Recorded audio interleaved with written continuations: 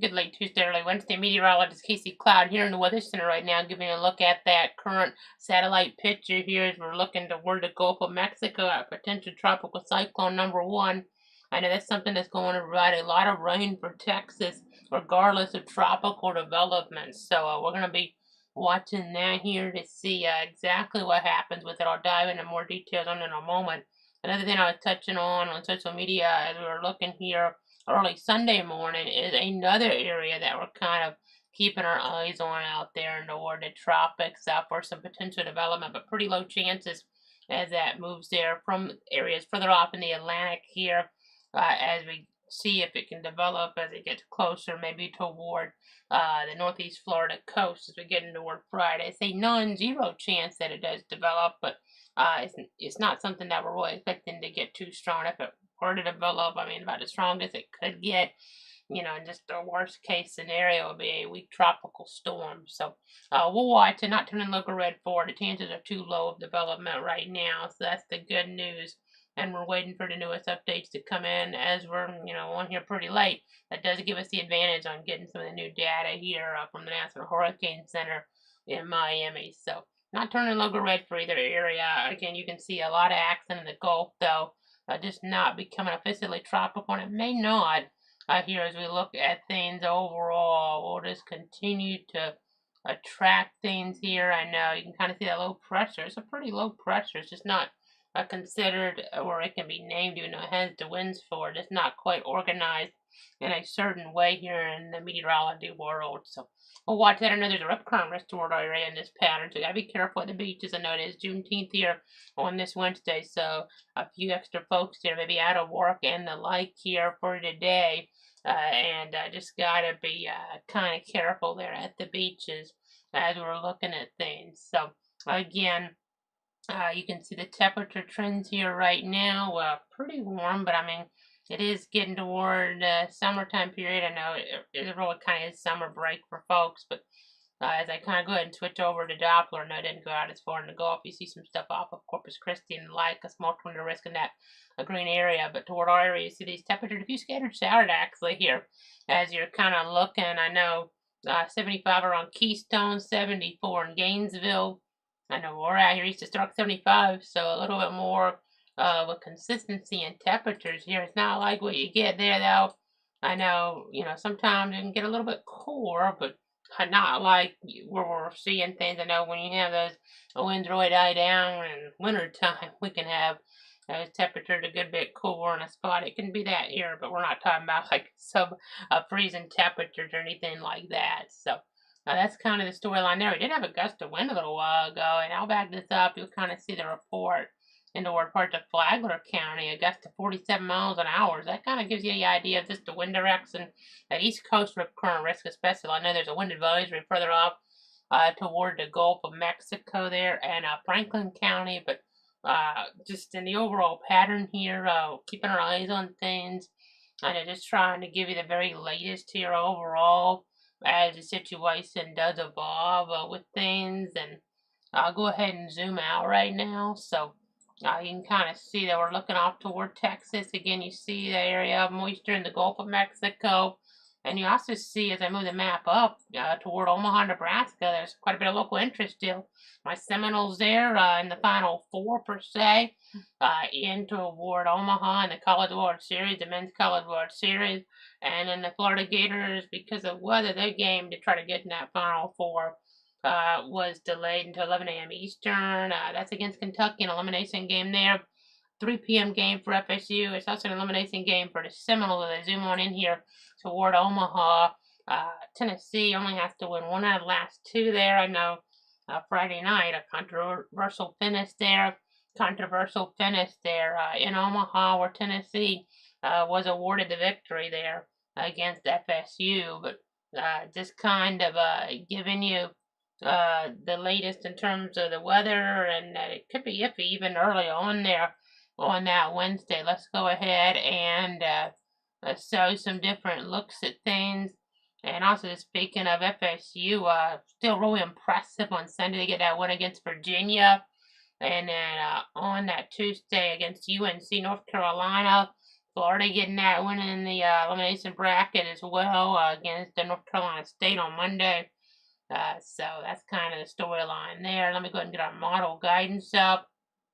I'm going to go ahead and run this from our 0Z run and then start this off at about 1 a.m. Central Time and just kind of progress things. So doing an okay job right now with the activity. You see, not too much of an Omaha in the short term here overnight, but they're not playing overnight. And as we get into toward the morning, this will be around 10 a.m. Central, so 11 a.m. Eastern, where it could have first pitch there taking place in Omaha. You see some scattered showers. They may not impact based on this latest running of some of the miles of back and forth on this. They may get lucky then if this were to verify. And maybe some rain coming in later in the afternoon, though, on this look at things, and then clearing out for the evening. So it's a little bit different than what I was seeing earlier on. I will say that it could still be a situation. I was kind of thinking earlier on maybe they don't play that Florida-Kentucky game, but later in the afternoon, FSU, Tennessee is at night. But could end up being where they play Florida, Kentucky early, and then FSU, Tennessee at night. We'll see. Could still get all three in. It's a possibility right now. 11 a.m. scheduled for Florida, Kentucky. 3 p.m. scheduled for Florida State, Tennessee. And 7 p.m. scheduled for the winner of Florida, Kentucky against Texas A&M. So that's kind of the storyline there in Omaha, Nebraska with the Men's College World Series. So, yeah, the model run here. So, on later tomorrow night, some clearing. So, feel like there'll be a weather delay at some point there. We'll just kind of have to see how it plays out. I know the Seminoles kind of sore-handed with the pitching because of having to play that extra game after that controversial finish Friday night against number 1 Tennessee. FSU had that 3-run lead in the bottom of the ninth, and then a questionable call there, and Tennessee ended up scoring no winning run. So that's kind of the storyline there as we look out toward that area. Let's go ahead and look at things. You can see toward the Texas Panhandle. Severe thunderstorm warnings in play right now. Now they had severe thunderstorm watch toward Omaha earlier on, and may go back over there one more time and review radar of it. You can see this is North Amarillo, some warnings in play. 2 and tail on radar anyway. Warnings for golf ball size hail with one of these. Another is penny size and ping pong ball size there, just with a third warning. So that's kind of storyline there. I know back to Omaha we go, and 4 hours ago there was a severe thunderstorm watch and play, but some of the action kind of retreating, so they might have actually been able to get some of that action in there on that Tuesday evening, but there were some scattered showers still hanging around, so it would have been a late night like it was Saturday night where Florida lost to Texas A&M in that 1-run game. So again, just kind of giving you the idea with things. We did get the latest on potential tropical cyclone 1, the intermediate advisory coming out into a tropical storm warning still remaining in effect there. Let me go ahead and kind of look at things, try to give you the latest here, try to give you the latest updates and see exactly what they're saying at the National Hurricane Center in Miami. So heavy rains, coastal flooding, and gusty winds likely along the coast of Texas and northeast Mexico through Thursday. And max sustained winds there at 40 miles an hour. Let me go ahead and put on some more information real quick. Don't want to put everything on or it'll get too cluttered, but let me just go ahead and put this up. You can see our wind field forecast. It's an odd pattern there with everything more to the north there. That's why even though it's going to make landfall pretty far south of Mexico, Texas will still have the rain and the winds. But this organized system not even officially named yet. May not get named here, but pressure 998 millibars and that center 335 miles southeast of Brownsville as we were alluding to. So just kind of giving you the latest, the tropical storm warning in effect for the Texas coast from San Luis Pass there southward to the mouth of the Rio Grande. So again, that's kind of the storyline as we're looking at things there. I know that's your intermediate advisory. I haven't got some other information yet from the Hurricane Center, so let me go ahead and go into the graphics here. I know I just want to say some things here overall as we're kind of looking at the overall scenario. I know just kind of update you here in just a second with the overview of the tropics. I mean, we'll just kind of say here that climatology doesn't normally expect too many storms this time of year, but we're expecting a very active season. as we've talked about before. And then first name on the list will be Alberto. If somehow both of these get named, Beryl will be the second name here, that we'll be using no matter what. I mean, chance neither one of these gets named. There's another area similar spot to where that current area is that could develop as we look. We won't get too much in that yet because of this, but the chances aren't too big overall in that regard. But we'll just continue to track things here, continue to give you the very latest. So again, just trying to update you on the situation here as things do develop. So again, just letting you guys know here what's going on as the timeline goes along. So again, just gonna keep looking at things here, and just I see one of the comments talking about no volume on YouTube. I'll just double check that real quick, just to make sure that we have some volume here for our viewers at home. Just make sure that's coming on through for everybody, and hopefully that is, as we're kind of looking at things on this late Tuesday and early Wednesday. So again, just trying to give you the very latest. I'll check Facebook because I can't really check the volume too much. I can check to see if we have captioning. If we have captioning, at least Facebook would have volume there for everybody. So again, just trying to give you the latest. I do see the captioning there on Facebook. So unless it's a YouTube problem, we should have it on YouTube as well. So I just want to double check that. But again, trying to give you an update here. The 10 p.m. Central Time advisory is really more about the track. And I know that wind field's getting closer to the coast. You see a tropical storm warning in play. Parts of Texas there, saying we passed the mouth of the Rio Grande. And then as we look here, we're just getting the newest one of these in the last few seconds. So let me go ahead and read this off. Did they change the probability with this? They're staying at 20%. Okay. Okay, so this hadn't really changed. They're just now giving us the newest one on this, but 20% still chance of development, so not too high, but still a 1 in 5 chance we get, tropical depression or named system. So, and I said in our direction, so we still can't completely let our guard down with it, but yeah, probably a weak system. I mean, we've seen some spin up tropical storms before. Possibly get a real quick one right at the coast that just kind of spins up. It'll still be weak though. But it would be noteworthy. We have to do special coverage, but until they turn the logo red even. So, just be aware. Rip current risk right now is the biggest concern from that. You sometimes have some different things. Just in the overall pattern, or not even directly from that, but it's its overall pattern. I mean, you just kind of have to watch out with this wind direction that we have in play. But our rainfall forecast here, I know you can see a lot of rain toward Brownsville and Corpus Christi there. So you have like areas like Harlingen, Texas in here, even kind of getting over to Laredo. I'll take our logo off just for a second here so you kind of get a better idea of what I'm talking about with that. But toward Laredo, Texas even, getting a good bit of rain. So just got to remember to turn around, don't drown. I mean, we're talking about 5 inches of rain, in a pretty widespread area. In some areas getting closer to 10 inches. So that's something to kind of bear in mind as we're looking at things, as we give you the very latest. So, I know you can go to clutter.com for an interactive look at things we're not on the air. Toward our area, toward Tallahassee, next 7 days, about ½ inch of rain expected. Toward Jacksonville and Gainesville, around 1 inch of rain anticipated here. A lot of that from that system on that Friday, but more scattered Saturday to develop next week as well. That could be a little more active here. Maybe start getting some more warnings here, as we've been really not getting the normal summertime warnings, which I don't mind, but we do need the rain here as we're looking at things. I know, looking over Tallahassee, next week some rain starting to come back in the picture. I guess this applies to Gainesville as well, but both places, it's kind of unlikely to be in the spot where you have to win extra games, but anything is possible here, and in college baseball. Tallahassee and Gainesville both hoping for a celebration next week to bring home a national champion. Hope it's Tallahassee.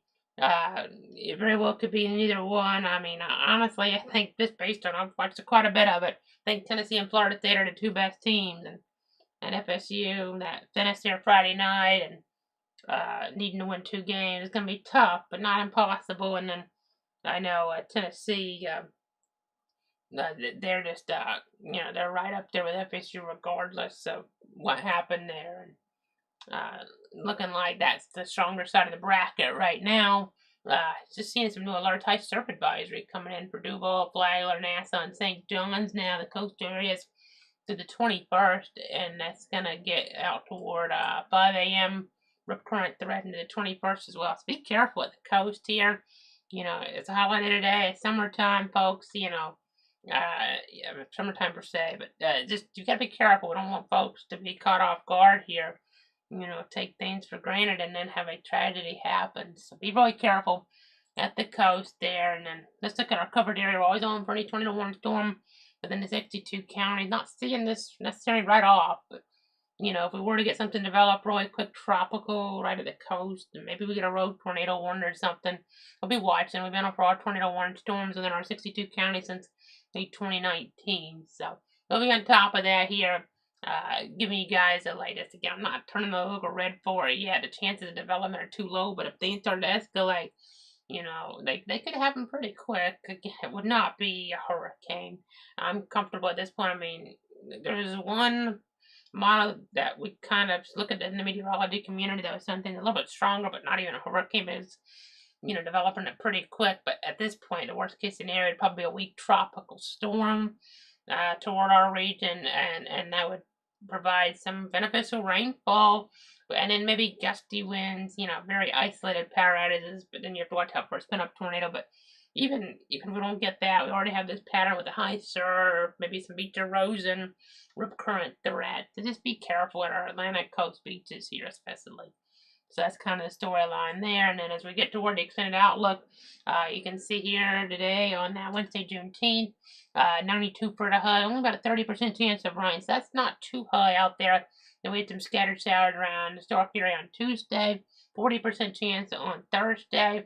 You can see up to 60% on Friday, whatever that low pressure is doing.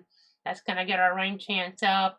And then on Saturday, 50% chance of rain. Sunday's 50%. You can see those high temperatures going on up here. And then as we get toward Monday, getting even higher, we get more rain, maybe even more of those storms popping up. Maybe, with those higher low temperatures, maybe some higher humidity values could be a story because it's been kind of dry in this pattern, really. We need the rain, though. We really do. I know some of the forecasts lately, we've been kind of seeing these higher rain chances and we don't get them to verify. So we'll see. We do need the rain here around our area. I mean, they really verified the rain potential did towards South Florida last week.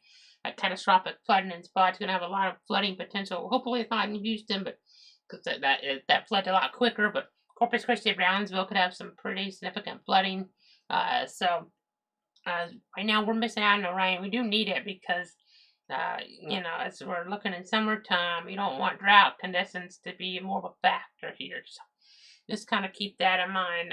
We are expecting some precip, though, at least in the forecast. At least not all dry. And I mean, you don't want it too quick, though. They got it kind of quick last week in South Florida. They had more drought concern in some of those spots than we did. So it's a give and take here. It's a tricky balance that we're kind of watching here. Just kind of looking at things, trying to give you the latest here. Trying to give you the latest updates to protect you, your friends, your family.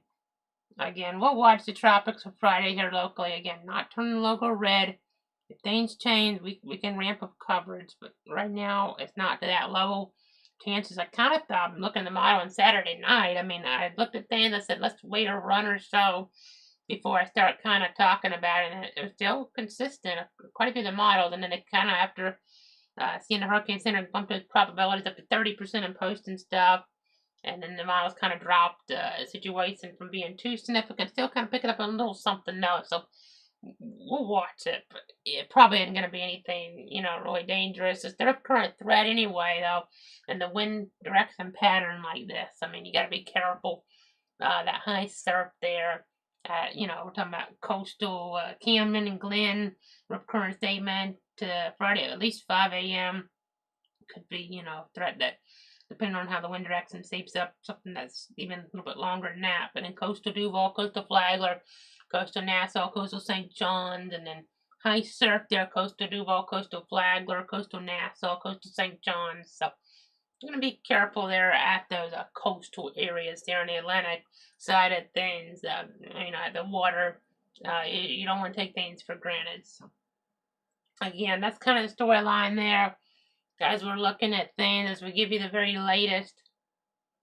Again, just trying to give you everything you need here to protect you, your friends, and your family. Let me go ahead and jump away here from this. We'll kind of go ahead and jump back over to some other looks at things, other information.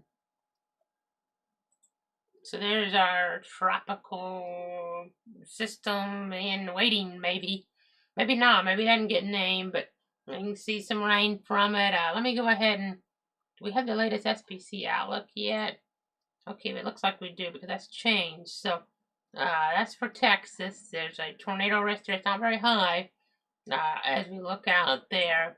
But there is a little bit of something on the northern side of whatever this may or may not become. A 2% tornado risk, Houston to San Antonio to McAllen. Hail risk is not going to be there. Wind risk not officially there. There's already tropical storm warning for some areas. So that's something that they're kind of looking at there on that local level. Again, we talked about it.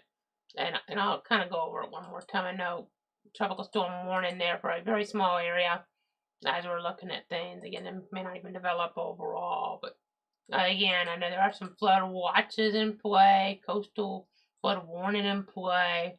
I know Corpus Christi is under tropical storm warning there. And that's something to kind of watch as we're looking into that region. I mean, you have that area, you have Kingsville, you have Rockport, Refugio there. So, again, kind of giving you an idea. Some gusty winds, about 50 miles an hour possible with widespread heavy rains according to Weather Service there in Corpus Christi. So, again, that's kind of the storyline there right now as we look at PTC number 1. As we kind of give you the update, and there's that tornado risk there. Let's look to Omaha real quick, see if there's any type of tornado risk. There's not for a Wednesday, and then it's just a general thunderstorm for them. We only have a general thunderstorm for some of our southern areas here. I mean, in summertime, we've been pretty lucky not getting that general thunderstorm around. But you'll start to see that more probably eventually. That's unusual. It's been dry, which is good for folks trying to enjoy the beach. Being careful with the rip currents, of course, and it's being outside, but it is kind of hot. And then eventually it's going to catch up with us, and and we're going to get the storms, lots of the drought now. I know the drought situation, what I'm saying. You got to be careful with that too, because eventually you really do need the rain. So that's something to kind of keep in mind here. Something to kind of keep our eyes on. I think that's going to do it for tonight. Let me go ahead and kind of go on over to our other look at things. As I kind of look at the overall scenario here. Look at the Gulf of Mexico. It's really disorganized still, but maybe we get a name out of this. The chances, I think they still had them at, let's see, they still have them at 80. I'll look here. Or are they doing that separate now? They may be doing that in a weird way because, oh, it's 80, okay. They're saying still 80% chance of a name before this, or, I'm saying name, I guess it could be depressing, but the winds are already tropical storm force, so it would probably be a tropical storm type of situation. So again, as we're kind of looking at things, that's the overall here. If it were to get the criteria met with it, it would become a tropical system, it would seem, as we kind of give you the very latest here. We try to give you the latest. So I know it's an odd setup here, odd formations. So, again, still doesn't meet the designation of a named storm, as they were seen and discussing earlier on. So, I'm just going to keep watching it, though, as we look out toward Texas. Of course, we're watching, see if we get anything toward our area. Let me put the models on, see if they're popping anything. They haven't been in this source. I know we have the models toward Mexico, but again, all that wind with the yellow circles on the north side of things out there. Yeah, just not seeing a whole bunch out here. Let me blow this up a little bit more. We'll watch things just for the overall pattern. All real quick. Let me just see if we'll run one of our model runs here. I don't normally do it like this, but since it's kind of something, I mean, there's not a it's a non-zero chance to develop. Some of this kind of winter GFS, it should at least kind of pick up on what we're talking about here a little bit. I mean, I've seen it pick it up on some other modems. Don't generally run around graphics like this. But that's getting to Thursday, and you see some moisture toward the northeast Florida coast, and then some more organization there. I mean, I'll zoom in now. You can kind of see off the coast. This is Thursday afternoon. Some action, some spin there, maybe. I can even put our other arrows on. I mean, it was picking up more on this the other day, but let me put model overlay on here. I'm kind of doing this on the fly, so bear with me. Let me kind of put some model information on here so it kind of picks up on what we're talking about. See, you don't even see much of a low pressure there, and then the winds, they're not even that organized. At this point, they were doing something a little bit different the other day. You can see more of that coming toward the coast here. That's Friday morning. You do have the rain around here, but I know the organization on this front isn't really there too much. Again, 20% chance of development. Still see the rain around though. Some, not a whole bunch, but a little bit more organization to it on that Friday, it would seem. Again, you just don't see a lot with the wind arrows there at all, which is good news. Don't get me wrong. I mean, we could use some rain without a name per se. This is, so a third of an inch of rain there on Friday afternoon into the early evening. I'll back this up and kind of go in the opposite order. I mean, this is about a third of an inch of rain there from about 8 a.m. on that Friday to 2 p.m. on that Friday. So it kind of tells a story. I mean, in that dark green, it's about a third of an inch on average, which is not a lot. I mean, so nothing to get too ramped up about at this point. I mean, backing this up even more. I mean, that's, early in the morning, about a third of an inch from 2 a.m. to 8 a.m. So, since we're just doing this on the fly, I'll just kind of go out just a little bit further back with this, and kind of doing this in the opposite order. But let me just kind of, so this is, like Thursday, and then this gets you, I mean, so this is a Flagler County and St. Johns County, third of an inch to half an inch maybe in there from about, it looks like 11 p.m. on that Thursday night to 5 a.m. on that Friday morning. So, and then 5 to 11, about a third of an inch in the dark green. That lighter, darkest green is about a quarter inch. That really light green is about a tenth of an inch in the 6-hour period. So, again, that's 2 p.m. there. So 8 a.m. to 2 p.m. We have 11 a.m. to 5 p.m. And then 2 p.m. to 8 p.m. 5 p.m. to 11 p.m. You kind of get the idea. So it's not saying a whole bunch, but not nothing. It's just not a lot. Kind of having to, really look deep into the modeling on that now. It was showing a lot more well-defined accent before. Still not a whole bunch of rain, but it's on a few inches there with a real spin. But right now, I mean, that might get an inch of rain as we're looking at things on, average and spots with a few areas, maybe a little bit more. I mean, that might even be pushing a little bit on the higher end based on what that was showing, but we'll see. And things can change a little bit here if the models get a little bit different look at things. There's two systems, so it's a little bit odd.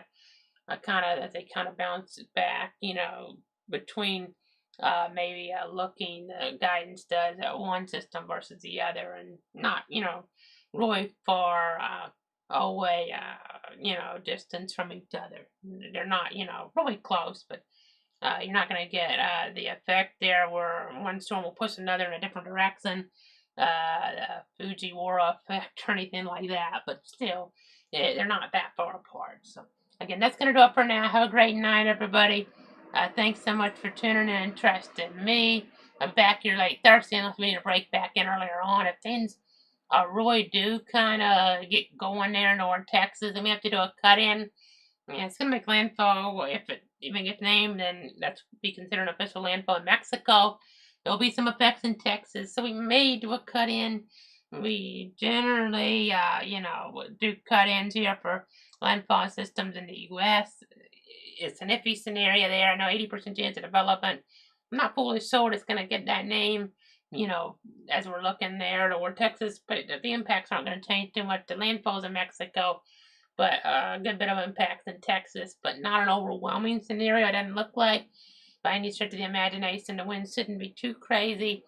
Tornado threat shouldn't be too crazy. The flooding threat would probably be the biggest thing. But right now, that's staying away from Houston, which is the more densely populated area. So, but we'll watch things. Things can change in a hurry. We'll be here to get you through the situations as needed. Facebook, Casey Cloud Reacts, Cloud Weather, Twitter /exit Cloud Casey, YouTube at Cloud Weather, Twitch Cloud Weather, or cloudweather.com. Giving you all the latest information. For now, have a great night.